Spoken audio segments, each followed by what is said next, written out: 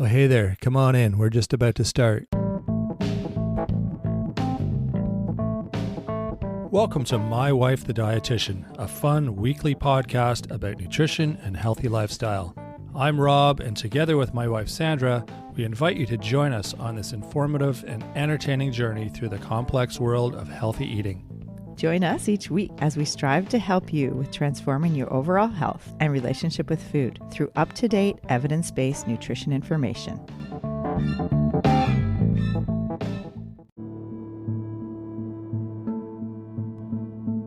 As the rates of eating disorders, including binging behavior, skyrocket, we thought it would be a sensitive but timely topic to cover. We were able to interview an expert in eating disorders and a pioneer in the dietetics field, Shawna Melbourn, dietitian and eating disorder specialist. I'm thankful for this show to be able to answer listeners' questions like this. I think if we went on Dr. Google, we would find all kinds of answers, but answers that a lot of them, unfortunately, could be rooted in diet culture and fat phobia and foodism, which leaves people feeling even more afraid of what is happening and not as helpful as what it could be. Stay with us for this deep dive into eating disorders. Enjoying the show? You can help others find it and enjoy it too by giving us a 5-star rating or review. If you feel like reaching out to us with a question or comment, you can send us an email at mywifetherd@gmail.com. And don't forget to visit our website at mywifethedietitian.com, as well as our social media pages. We're on Facebook, Instagram, and YouTube. Enjoy the show. Welcome to My Wife the Dietitian. Hello, Sandra. Hey, Rob. How's it going? Good. I'm so thrilled today we get to talk to Shawna Melbourn. Yes, Shawna. Dietitian. She's an eating disorder specialist. And I've been following Shawna's career for 20 years as she's an eating disorder guru. Right. In our field. She knows her stuff. Yeah. She really does. She's a non-diet registered dietitian and certified intuitive eating counselor. She's an approved supervisor through the International Association for Eating Disorder Professions. And she works with individuals and families to help them recover from eating disorders. And Shawna has online training courses for dietitians and other healthcare providers to learn valuable tools for supporting the recovery of eating disorders, chronic dieting, and disordered eating. Yeah, that's quite the resume. Yeah, it's amazing the work she does. She's such a compassionate caregiver, and you can really tell. Yeah. Awesome. All right, well, let's get to Shawna, because this is a really interesting interview, and it definitely, I had my eyes opened. There's quite a few things in this interview that were like, wow, really? I didn't realize that. So yeah, give it a listen. And if you have any thoughts, let us know. Feel free to reach out and let us know your thoughts after you've heard everything that we have to say.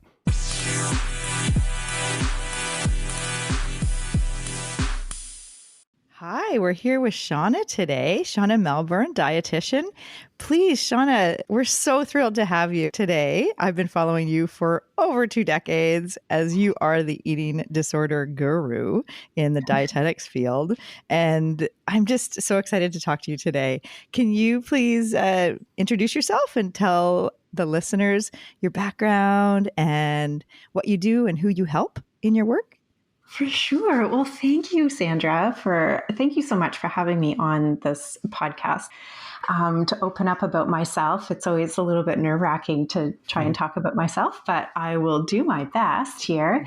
I am Shawna Melbourn. I'm a registered dietitian. I'm also an approved supervisor through the International Association for Eating Disorder Professionals, and I'm also a certified intuitive eating counselor. But before all of that, I specialize in working with those living with eating disorders. So behind all of those credentials is really just my approach to working with people and their caregivers, parents, anybody who's is living with an eating disorder, disordered eating. And my approach is really grounded in compassion. When I think of like my overarching approach to eating disorders, it's really giving and kindness and compassion. So that's really what I operate on. And I've been doing this, like you had mentioned, Sandra, for like 20 years. I've been out there working with individuals and families and teaching other healthcare providers as well as dietitians about eating disorder support and care.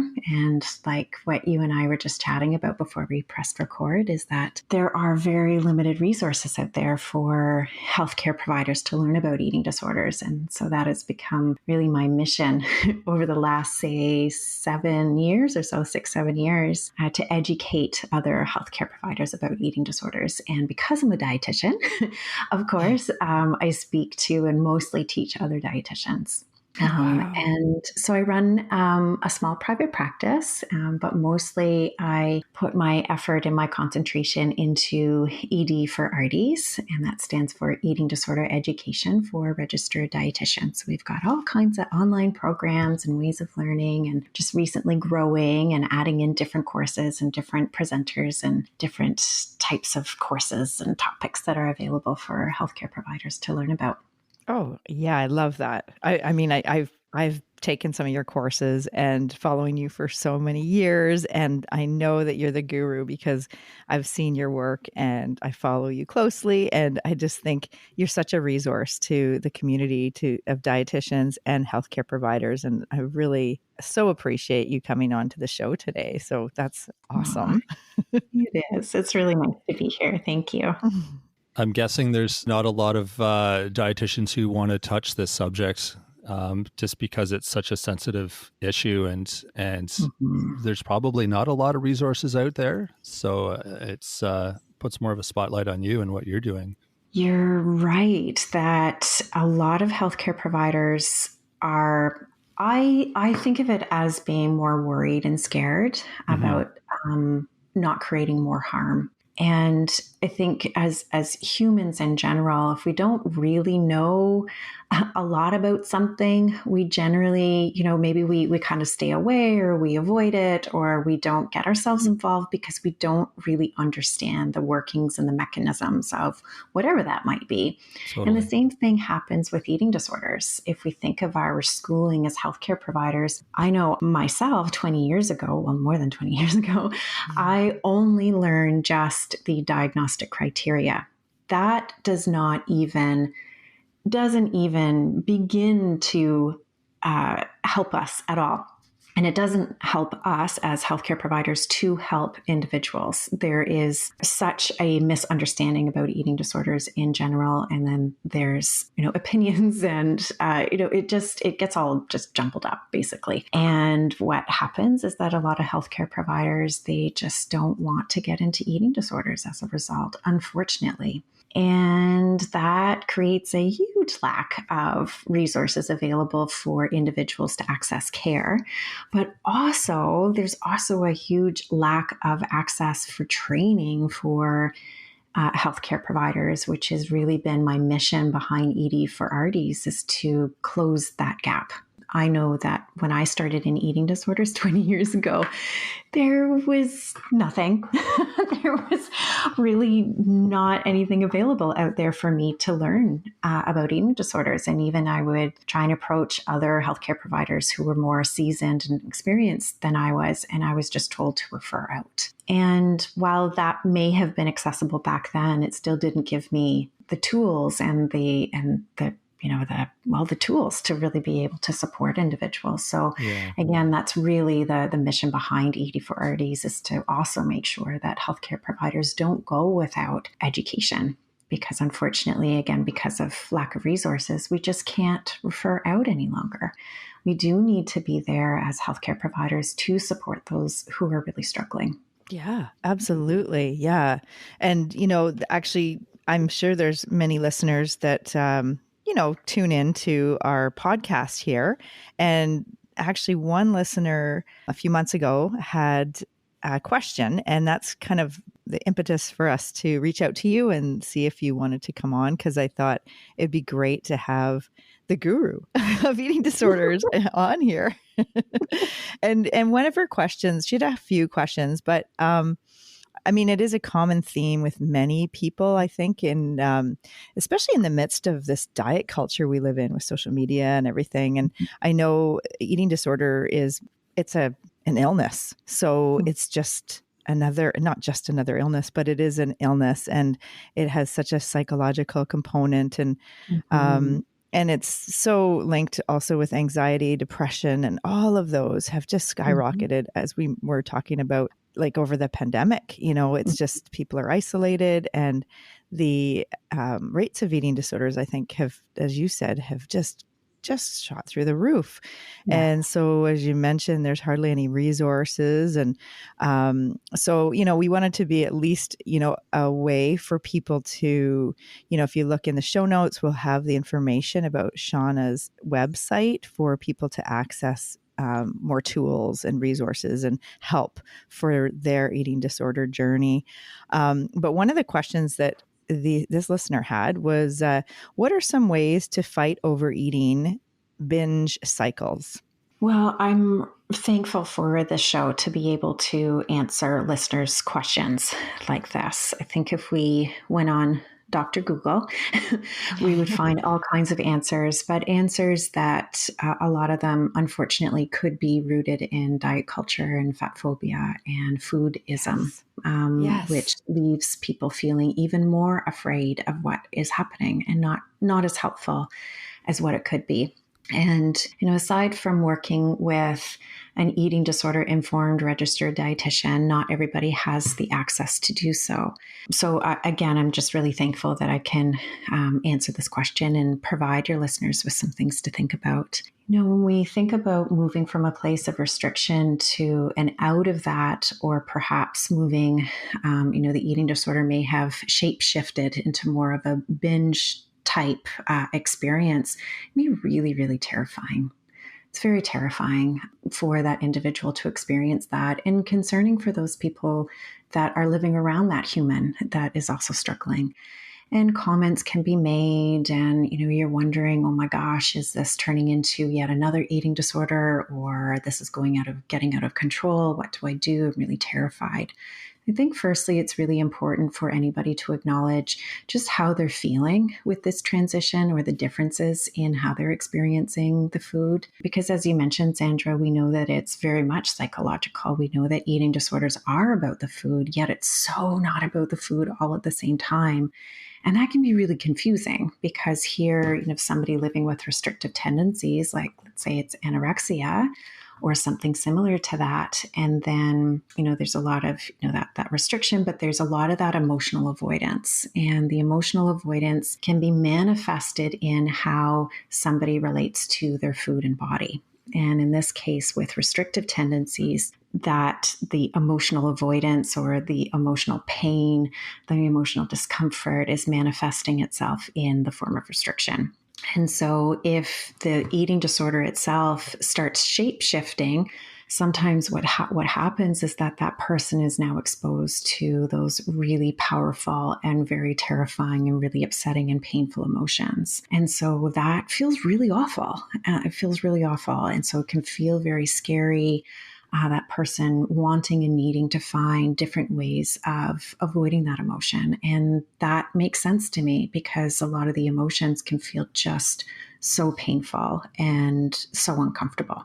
So I think, again, when I first talk about eating disorders, although I'm a dietitian, one would think that I would just talk all about food.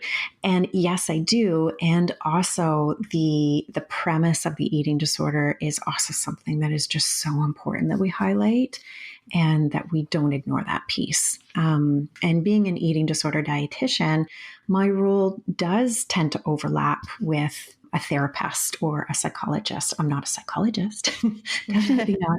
And yet that overlap is just so important. So now I'll kind of go into maybe some of the practical reasons, or maybe more tangible reasons why this shape shift or the difference in the experience can be happening. Shawna, just before you go on, sorry, I just had just a comment that I often say to clients that, are battling with just the relationship with food.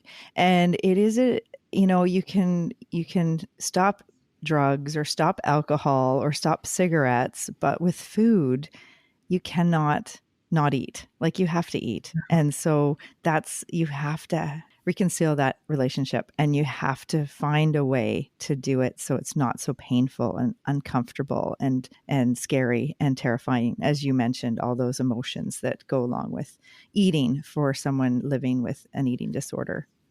You're Good so point. right. I mean, here we have somebody who could be absolutely terrified of eating, and yet, part of treatment is eating and doing that absolutely terrifying thing 3 to 6 times a day. And you're right, somebody trying to stop smoking or stop drinking, avoidance is part of the treatment, yet it's very much the opposite in eating disorders. Wow. Yes. Oh my gosh, that's interesting. Oh, just the way you frame that, it makes a lot of sense. 3 to 6 times a day. Yeah. Yeah, I never thought of that. Yeah. Sometimes in treatment, we have all different kinds of ways in which we may approach treatment. And sometimes our treatment, it is about exposure. And so it's exposure around food, exposure to body, exposure to terrifying foods. And we don't have that when you're trying to quit smoking or trying to quit drinking. There's exposure to perhaps the emotional side of a person's experience. But in eating disorders, it is also the exposure to emotions, but it's also exposure to food. So it's very difficult. It's very, very challenging for somebody to work through treatment. It's important and helpful, of course, and also really, really difficult. Yeah. I would think there's a lot of people with eating disorders that don't even realize they have an eating disorder. You're right. Do you find that? I do find that. And like probably also, more so than, say, someone who has a drinking problem, because it's, I don't know, I think those kind of issues, those kind of addictions might be a bit more recognized socially than an eating disorder. with eating disorders, particularly when I think of restrictive tendencies, let's say we're talking about anorexia, it's very much applauded in our diet culture. Yes. And it's our normalized eating in our culture has become very abnormal. But the abnormal eating and dangerous eating is very normalized. Right. And so individuals may not even see that they are really challenged by eating enough food and feeling okay in their bodies and living with an eating disorder, disordered eating. And other people around that person may not even recognize it. And we know that only a very small percentage of people actually live in an emaciated, what one would view as an undernourished body. Right. And yet most people living with anorexia live in what one may deem, I'm using finger quotes here, like a normal size body. Mm-hmm. Right. And it's very difficult even for healthcare providers to detect somebody who is living with an eating disorder as well, because of that stigma, that incredibly harmful stigma.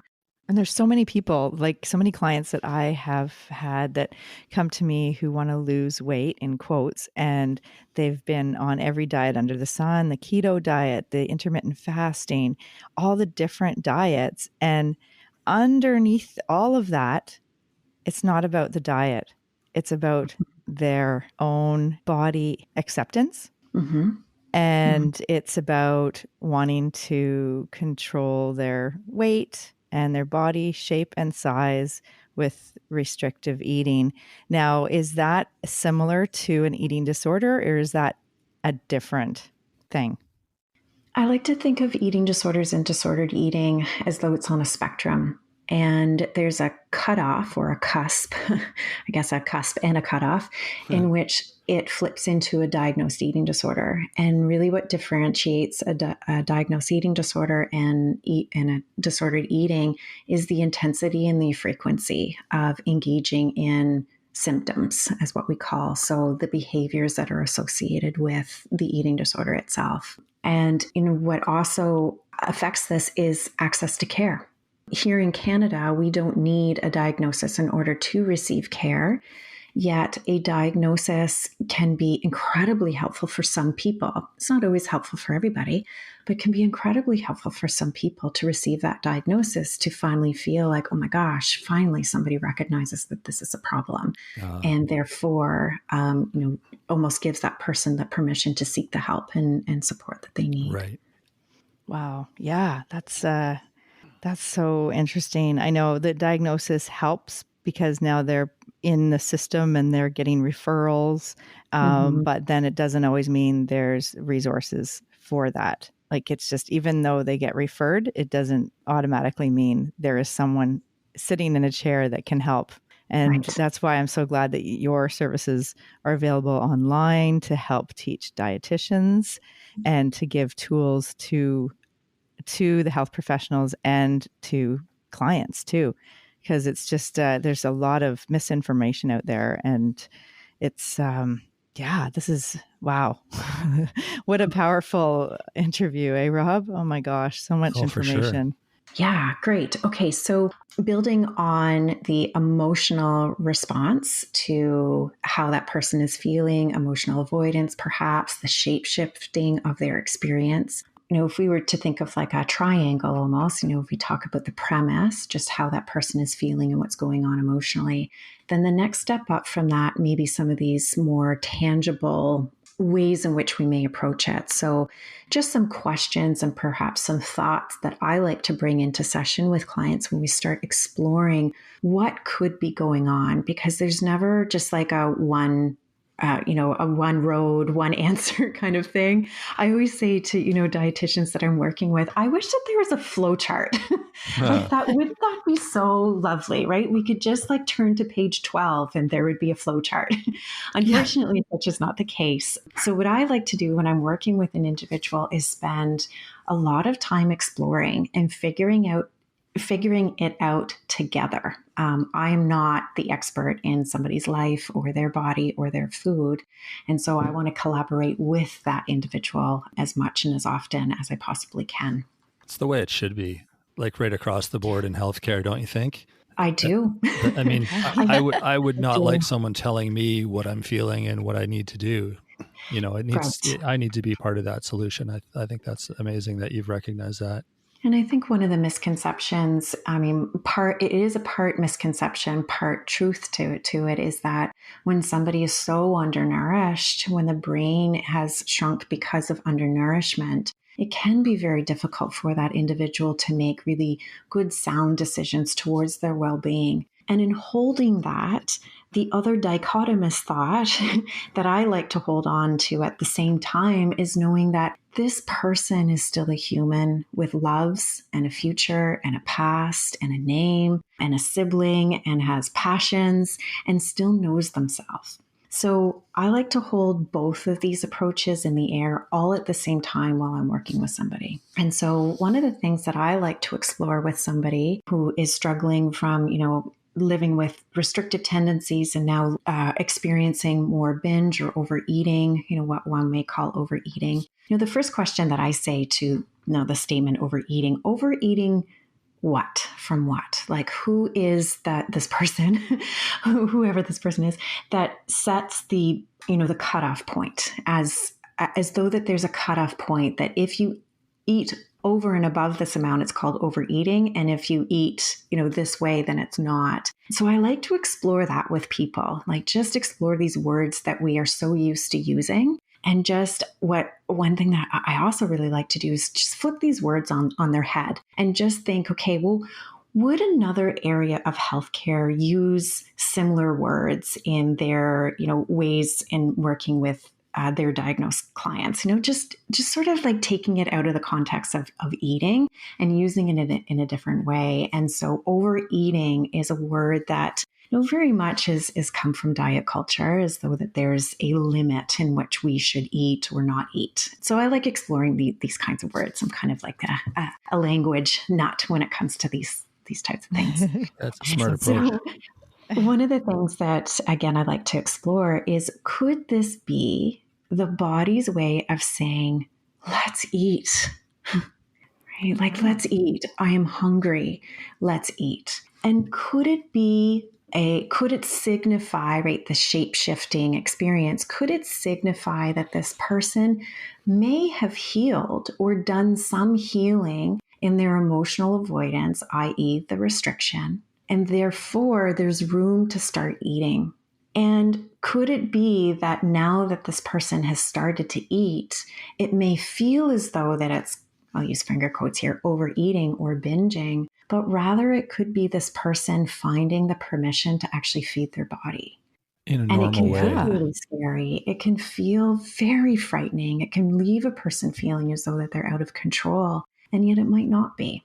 So that's something that I don't have the answers to, whether it's the feeling or the emotional avoidance or, going from anorexia to binge eating. I don't know. But what I do know is that, hey, there's a lot of questions here, and let's get to know the experience a lot more. Yeah, I think that's huge. When I think of binge eating, somebody experiencing binge eating, I like to kind of talk about the two main reasons why somebody engages in binging. And of course, there are 9 million reasons. So I'm not just boiling it down to only two main. But the overarching reasons could be, number one, physical hunger. So that physical drive towards food. And number two is the emotional response to how that person is experiencing their environment and themselves and their life, etc. Their past experiences as well. Right. The physical drive towards food doesn't always mean that the person will feel the typical hunger cues like, oh, my stomach is growling, I feel lightheaded. Some people can actually feel just that physical drive towards food, and there's no other physical sensations that come alongside of it other than I need to eat food. And so when somebody has been restricting for, a chunk of time, it can create some fractures in being able to fully be aware and listening to that physical drive towards food. And so whatever creates that physical drive towards food, right? Maybe it could be emotional healing. Maybe it could be just the shape shifting of the eating disorder itself. Maybe there could be other experiences that cause this shift. And that physical drive towards food can feel as though that it's the binge. Or it could meet the clinical definition of binging. Right. And so the questions that I ask around this to somebody and like to explore is, are you eating enough during the day? Right? Just that question. What is it like for you to eat during the day? Tell me about how you eat from the time that you get up out of bed to the time that you go to bed. And when I'm talking to somebody about how they're eating, I'm just imagining, okay, if I were to eat like that during the day, or if if somebody else I knew were to eat that way during the day, how would that leave them feeling? Because I don't know exactly how much somebody is supposed to eat during the day, but you kind of get a general clue or general idea of just how their bodies are, how the person's body and emotional self and concentration levels and all these things kind of work throughout the day. So I really like to start with that question. And then I'm just kind of thinking, I wonder what it would be like if this person were to eat a little bit more during the day, or with more balance during the day, or even with more variety during the day, if that's successful for the person. On the other hand, somebody could actually be eating enough food, enough nourishment, enough nutrition during the day, but certain foods are restricted. That person may be avoiding carbohydrates, or they might be avoiding fat, or they might be avoiding desserts, or however you want to label, different categories of food. They might be restricting these kinds of foods. And what happens is that really increases the emotional charge towards these foods. And that can really ignite the need to engage in a binge.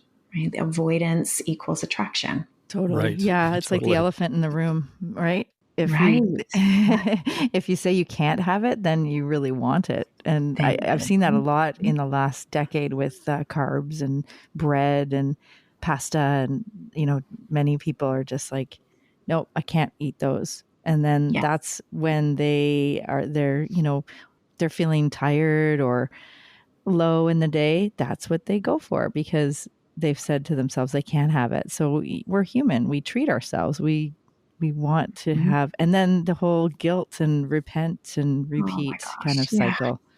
Yes. Yeah. And that that self-talk can be so negative, and that perpetuates, the next cycle of binging. It just, people can really end up in this a vicious emotional cycle that can be broken and can be healed. And it can be very, very terrifying for some people to experience this. Yeah. And, when I also explore just, people's experience with eating overall, one of the things that I really include is the history of what food was like for that person growing up. Not only what is it like for you right now, but what has it been for you growing up? Our past experiences really matter. And how a person was treated with food. Maybe they were punished with food or withheld food, the food messages that were in the home, food messages that were not in the home, whether the person was put on a diet when they were really young or told that their body wasn't good enough because it wasn't a certain body weight, shape, or size that was quote unquote acceptable. All of these things really, really matter to how the person is currently experiencing food as well, whether it's restriction or binging or another presentation of an eating disorder, disordered eating. So many things that can trigger that, hey? So many experiences in our life, like you mentioned. I mean, the list is almost endless. And you can see it, like Sandra points out so many times, different scenarios, and it's like that's going to create an eating disorder if that situation keeps happening, and it's like, yeah, it's crazy how many different things are out there like that, different behaviors and different dynamics Messages within families, and yeah, it's crazy. It really is, yeah. And we also know too that eating disorders don't begin from just one reason. There's a multitude. We call it the perfect storm. Yeah. That people can be predisposed to developing an eating disorder. We know that there is a genetic factor to developing an eating disorder. Oh, really? Nature versus nurture. Yeah. Well, there's twin studies that have been conducted. And so we know that there is a genetic component. We also know that there's also a genetic component, nurture versus nature, with regards to anxiety, depression, other mood disorders, learning disabilities, etc. And that can also predispose a person for developing an eating disorder in the future. It doesn't mean that it will happen, not at all, because there's also gene expression that gets thrown in the mix as well. But we do know that it's multifactorial, and there's never, ever just one reason why. Interesting. Wow. Oh my goodness. Yeah. Jeez. Okay. The second question, it might have actually, this might blend into the first question, but how to learn how to eat and trust myself what to eat so I don't fall into the cycle of calorie counting and binge eating was the second question from our listener. Yeah, great question. Well, there's lots of ways in which we could approach this, or if I were in a session with a person who asked me this question, I think that there would be many, many different areas in which I think I would be inclined to approach this. One of which is, what is the function of calorie counting? What would be the function of tracking food? What is the function of the eating disorder? What's the function of dieting? What is the function? Right? What purpose would calorie counting play in a person's life? I love that. That's a great way that's a good thing to ask yourself always, if this is, it really is something that, all these things we've learned and have been told all our life, but no one's ever questioned why we're doing them. We're just, I thought that's what, don't we all count calories? Isn't that what we have to do and measure our food? Doesn't everyone do that? That's what they say everywhere. That's what they say everywhere. We're so exposed to all kinds of ideas when it comes to managing our food intake and what we have to do. And yet just starting with, what's the function? We get to really explore perhaps the emotional attachment to calorie counting, but also dispel myths around calorie counting, because we don't eat calories. We eat food. And so exploring that myth, how we eat and the function. And, the other thing that I like to bring into the mix here too is, what kind of protection does the eating disorder play in a person's life? Or what kind of protection does calorie counting provide to a person? It may be a maladaptive protective mechanism. And also, could there still be a protective mechanism that this eating disorder plays in a person's life? Right. You're just kind of trying to recognize what purpose that serves, right? Absolutely. What is the purpose? When we have a better understanding of the purpose, then just like understanding eating disorders, then we tend to be not as afraid of certain things, and we get to understand it a bit better, and we can give it less power. Mm-hmm. So that's something that I really like to dive into and explore with people. What's the function? What's the purpose? How protective is this behavior for you? Then together we get to decide what we're going to do with it. Somebody isn't going to go from one day counting calories to the next day not counting calories, because these are thoughts, these are experiences that are running around in this person's brain. And if it provides a certain mechanism, a protective mechanism, we're just not going to get rid of the calorie counting overnight. But what we can do is recognize it and provide it with less power. Absolutely. And by doing that, I kind of think of it as like displacement. If I'm thinking about counting the calories in my food, then that occupies a certain space in my brain, and it therefore provides less space in my brain to think about how painful it is to do A, B, and C. Mm-hmm. Right. Or how emotionally disruptive it is for me to feel C, D, and E. So I think of it as like a displacement. So if I'm working with somebody and we figure out, some ways in which they may feel comfortable to decrease their calorie counting behavior, then what does that expose them to? It could expose them to their painful, dysregulating emotions. So we need to have tools for that. We need to have a really good therapist on board to help that person with this emotional dysregulation, right? We can't just take away calorie counting and think that that's the end of it. No, there needs to be like a pairing of other coping mechanisms and tools for this person to use instead of the calorie counting. Yeah, I think that's a great approach. And I think you're right. The recognizing and acknowledging the why is the first really big step. And then that just starts the ball rolling, And that can be the case across the board. I talk to people a lot of times. For some reason, people come to me when they have problems. They think I have the solutions, or I'm just a good listener. I don't know, but I always ask why. And it's amazing how many times people have never gone past that first stage. It's like, oh, I feel this certain way, and I'm like, why do you think you feel that way? They're like, I don't know. And, and then it makes them dig a little deeper, and then they eventually find the answers they're looking for just by asking that question, why? Mm-hmm. And it's the same in this situation. It's, why am I counting calories? Why do I feel the need to do whatever action I'm doing, regarding food? And it's amazing how empowering that can be, having that knowledge, just that one little bit of knowledge. Mm-hmm.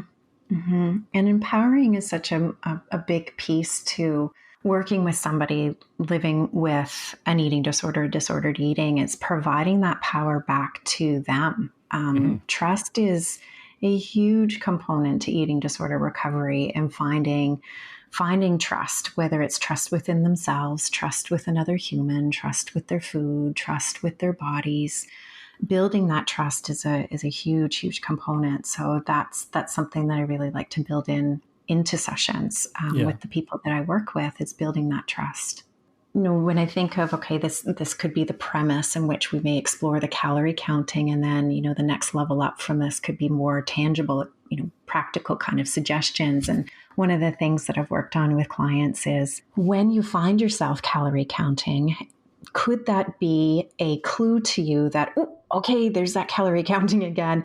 Now I'm going to start thinking about horses, or now I'm going to start to think about my dog, or now I'm going to start to think about just something that may bring joy or a smile, or just something completely opposite than calorie counting, to help that person to just, switch gears and to, acknowledge, oh, yep, okay, there's that calorie thing again, and then switch gears and start thinking about something else. Perfect. It's not going to automatically turn off the calorie counting, but it can be something it's non-judgmental. It's just a really can be a bit of a game too sometimes for people that, oh yeah, there's that calorie counting thing, and not to, berate themselves or, shame themselves or guilt themselves when they do notice calorie counting. But let's switch gears and just start to think about something that may bring a smile to your face. Oh, I love that. It's kind of like a trigger, like to have an image as it like a positive trigger. You realize, you realize like you're starting to calorie count, or you're starting to have those, you're going down that path of restriction or thinking about food in a certain way. And then if you've talked to someone about this and identified that that's something that you're doing and you don't want to do it anymore, but it's taking so much of your energy and brain because you've been doing it for so many years, that to have a trigger like that, like you said, think of your dog or think of your cottage or somewhere that brings you peace and joy. And then it can be a way to, distraction and then also transition. So the more you do that, then the more like you're having better thoughts. And then also you're getting away from that kind of calorie counting and restriction kind of thinking. Absolutely. And like you said too before, it occupies less space in your brain if you're sort of changing the image of what's going on in there. It reduces the amount of space that those negative images take up. Mm-hmm. Yeah, absolutely. Also, patience is a really important component to all of this. Patience for the healthcare provider that's working with individuals who are engaging in any kind of eating disorder, disordered eating behaviors. It's a journey in and of itself, that there's so many journeys that are involved in treatment and working through the throes of disordered eating and an eating disorder, that patience is something that it's hard. Mm-hmm. And, how can we hold on to the patience with ourselves and for the people that we're working with? Yeah. Is so important. Wow. Quick question about kind of, I don't want to say success rate, but as far as I'm guessing it's kind of like you said, a sliding scale or a spectrum with how people heal. Is this something that they get to a point where they're good to go? Or is it something they're always going to have to deal with and they're just learning tools with how to cope with their eating disorder or behavior? Or how does that work? This is one of my most favorite topics. And I think why it's so one of my favorites is because it's so, we have a very traditional approach to what we deem as recovery. And I am all about turning our traditional approaches on its head and just really asking a lot of questions. There are some, of course, incredible traditional ways in which we approach eating disorders. And there's ways in which there's lots of questions and not enough answers. Mm-hmm. And the way that recovery has been deemed or defined historically is that there are 0 body image hang-ups and 0 food hang-ups. And for some people, they do land in this place of what researchers deem, our clinicians deem as complete recovery. And some people do land there and they will never look back. And there are other people that they don't land in this complete place of like 0 body image hangups and 0 food hangups. And to me, that's really understandable given the diet culture that we live in and how difficult it is for us to remove ourselves from that kind of talk and environment. And to me, this is the people that I have so much compassion for, and how difficult it is to sit in this space knowing that researchers or clinicians have this kind of, definition kind of hanging out here, and they may not feel like they could get there, or maybe it's not for them, or, just their experience is just not accessible for them. So I really like to redefine recovery. And I don't do it for that person, but rather we work on it together. And what does recovery look like for that person? Abstinence, complete abstinence from eating disorder thoughts and behaviors, that doesn't have to happen in order for a person to live a full life that matches and resembles their morals and values, right? So I think what is so critical is that we really take a really good look at our binary language that we use when we think about either you're recovered or you're not, right? So we don't have to be recovered or not. We can still be in recovery. Maybe that's the language that really resonates for a person. or perhaps they are building capacity towards a life that matches or resembles their morals and values. Mm-hmm. And so I like to describe it that way because it leaves a lot of openness, and it's not a defined place, but rather it's a journey. Like this is where we're going, and this is where we're heading. And it helps that person to live a life that feels very meaningful for them. And it may include some eating disorder thoughts and behaviors, or maybe it doesn't. Because it could totally be an unattainable goal. I mean, just to get that black and white, no thoughts of anything that has to do with the eating disorder anymore. Because our brain is, our thoughts are constant, right? So, and especially if you have been thinking a certain way for years, day after day, 200, 300 times a day, to like eradicate that little highway in the brain is really difficult. Very difficult, very difficult. And I think when we have this kind of black and white language, like you're recovered or you're not, it leaves so much room for shame and guilt and burnout as well. And full recovery is possible. So when we think of, this black and white language, it doesn't mean that I don't believe in full recovery. In fact, I hold hope for full recovery for everybody that I work with. And also, full recovery doesn't mean that that's the end goal. Right. But rather, recovery for that individual is defined on an individual basis. Mm-hmm. Their version is different than someone else's kind of end goal, right? Yes. Yeah, yes. That makes sense. That's a good way to approach it for sure. This has been like super interesting and comprehensive interview. And we like to ask a question of all our guests that it brings us back to a little bit more about you. And so I say, if you're going to a potluck dinner, what dish would you bring? We're getting a bit more lighthearted here. And switching gears. Oh my God. That's actually something that I really struggle with because I just have so many ideas of all the food that I would love to bring. I'm going to go with what I had for lunch today.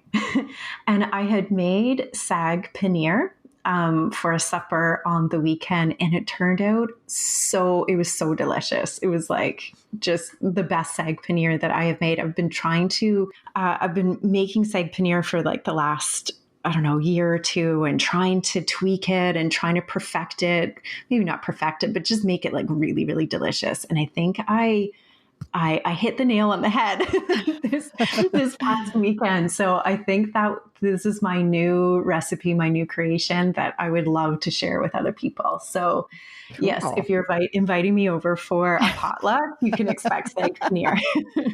Do you know what? I have no idea what that is. The dish? Yeah. Yeah, the dish. Yeah. Yeah, it's a cultural dish.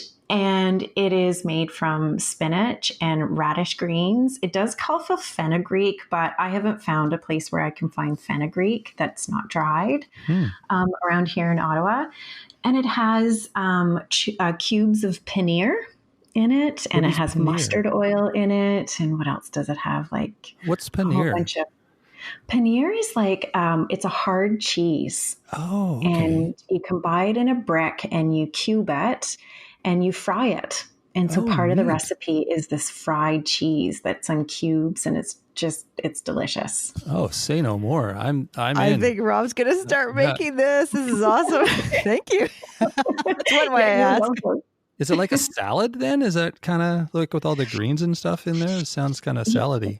Oh yeah, no, it is a warm, hot dish, and you create all the greens are whizzed up together. So it's all blendered. Okay. So it's like a puree of all of these cooked greens. Right. Interesting. Wow. Hey, Rob, you want to get the food processor out? Sorry. Yeah, no doubt. Sounds delicious. Yeah, it really is. I can picture it. I've probably eaten it. I think where I've seen it before is in like one of the toppings in an Indian kind of buffet. Yes. Yeah. Yeah. It's green, like this browny green color with these white cubes. But when you taste it, it's delicious. Wow. And you had that for lunch? Sounds so good. That's I had it amazing. for lunch. It was Nice. leftovers from the weekend. Yeah. Right on. Can you air fry it? I wonder, like for the cheese? Probably you could. Probably you could. Oh. I like the traditional frying in oil because I find air fryers can kind of dry it out a bit. Mhm. Yes. Yeah. I've put, have I done halloumi? No, I've done tofu in the air fryer. And I thought, oh, it'll still be like nice and mushy in the inside. I like it like crusty on the outside, mushy on the inside. And it wasn't that. It was just like dried up pebbles of tofu. Yeah, it's a tricky one for sure. Yeah. Yeah.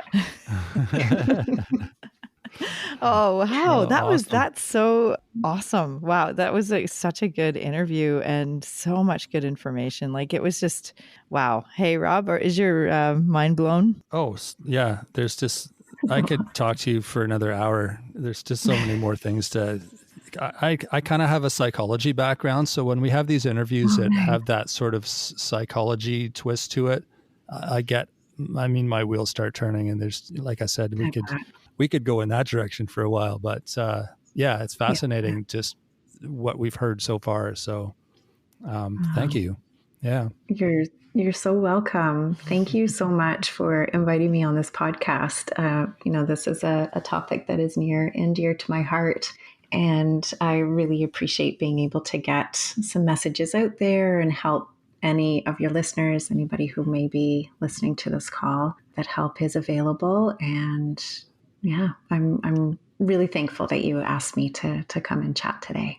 No, for sure. Well, you can tell your like passion exudes through the microphone. Like you can see that you're so knowledgeable and passionate about helping people and empathetic about what's going on for them, because it's such it's got so many connotations in our society. So it's really nice to talk to someone who actually, has the compassion and can actually put themselves in their shoes and really speak the language of what's going on for people. Like it's just, it makes a huge difference. It does. It does. It's such a complicated experience living with an eating disorder, disordered eating. And it, as we mentioned, it can be just so difficult to get the care.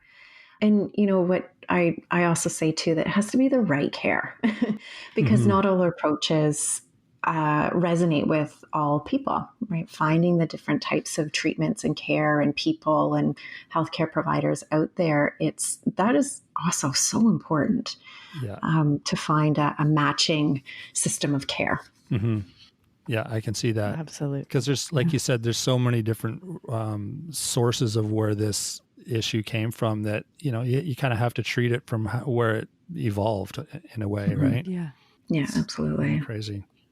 Yeah. Oh, well, thank you so much, Shawna. I really appreciate you coming on the show today. And all the links will be in the show notes for the listeners. And we'll have your resources, like your website and Instagram and Facebook, like the social media handles, and all of the links so that the listeners can get more information if they want to look into it. Thank you. Thank you so much, Rob and Sandra. I've really enjoyed today. Thanks. Yeah, we appreciate you joining us. Thanks so much.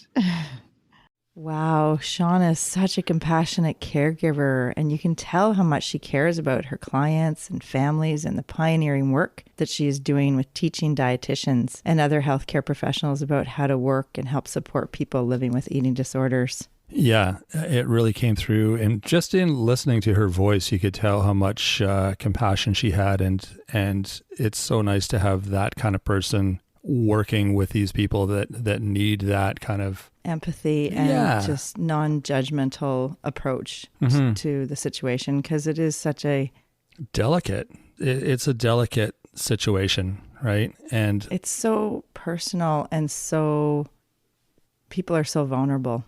Yeah. You know what part really stood out for me that I was just like, wow, I never thought of that. And both of you guys sort of mentioned it, is when you said, with other addictions like drinking or smoking, you just can put it behind you and it's something you're trying to get away from. Whereas with food, and food's the trigger, you still have to eat. You still got to feed yourself 3-4 times a day, right? So you're dealing with this thing that's a huge trigger for you, but you still have to figure out a way around it. So it's like, wow, that's totally, yeah, I get it. Yeah. It's just that learning to live and have some sort of relationship with food because we need it for the rest of our lives. Mm-hmm. Yeah, exactly. Yeah. No, that was really enlightening. And it was so incredible about all the work she's doing. Yeah. No, you can tell she's very passionate about what she does. And like I said, it's amazing when the right people step up into the right places. And, that's awesome. Yeah. No, that was good. And hopefully we will get her back on the show with other questions. We could just talk to her for endless. Yeah, I'm sure. It was almost an hour. I still had things I wanted to ask. So yeah, we'll definitely get her on again. Well, hopefully that was helpful for anyone who's dealing with that sort of thing. And if you have questions, feel free to reach out to us. You can reach us through our email at mywifetherg@gmail.com. You can also connect with us through our social media pages. We're on Facebook, Instagram, and YouTube. You can leave us a message there. Give us a like while you're there. You can give us a review too. I just realized we had a review page on Facebook. So if you feel like dropping a few words on there, feel free. That would be amazing. And we also have a website, don't we, Sandra? Yeah. Yeah, we do. We got a website. It's called mywifethedietitian.com. And we got the podcast player right on the podcast link on the website. Yeah. Like on that tab. It's a little new addition there to the podcast page. So you can just listen to the podcast right on the page if you want. Yeah. And there's new articles. All the time. But there are a couple new ones up or coming up yeah. So we will be back on Wednesday with Nutrition Nuggets, and we've got a special holiday health hacks for you. It's sort of how to navigate those holiday parties and how not to eat all the treats. But to enjoy them. Yes, that's a better way to say it. How to enjoy them. Yeah, and not totally go off the rails with your healthy lifestyle. Exactly. So that'll be a fun one. That's Wednesday. So yeah, be sure to join us for that. And yeah, in the meantime, have a great week, everyone. We will talk to you Wednesday. Thanks for joining us today on My Wife the Dietitian. If you like what you heard, don't be shy. Leave us a comment or review, and be sure to share our podcast with your friends. If you'd like to hear more, hit that subscribe button. You can also follow us on our social media pages for updates, episode trailers, and other odds and ends. For more info and links on what we discussed on today's episode, check the show notes. We'll be back next week with another informative and fun-filled episode.